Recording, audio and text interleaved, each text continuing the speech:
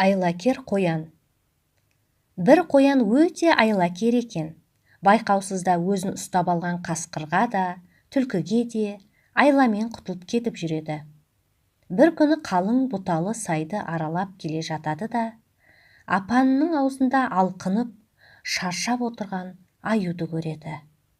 Қалқиып қарсы алдында тұра қалады да, оны мазақтап әндете бастайды. Әй қорбаңбай, қорбаңбай, күнің қараң болғанбай, кезіп қалың ағашты, жүруші едің ордаңдай, әлің бітіп қалыпты, енді өлесің сормаңдай.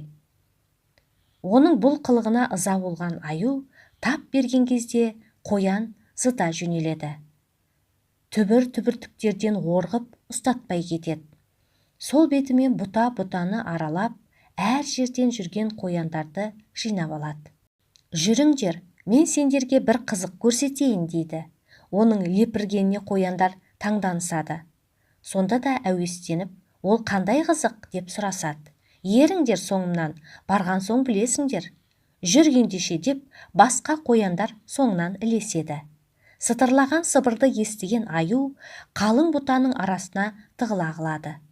Әлгі қоян аюды апанында жатқан шығар деп ойлап, тақап барады да, әй қорбаңбай, тыңда дейді де, әндете өлең айту үшін тамағын кенейді. Сол кезде тасада тұрған аю шап беріп қоянның едірейген құлағынан ұстай алады. Бәлем, түстің бе қолға деп кіжінеді. Мұндай оқиғаны күтпеген қоянның зәресі ұшады.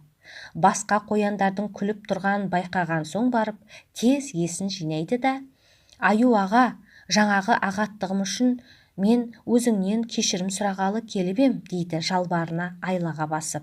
Мына қояндарды куә болсын деп әдейі ертіп келіп ем. Мұны естіген соң, солай ма деп аңқау аю қоянды босатып қоя береді. Сөйтіп айлакер қоян тағы да амалын асырған екен.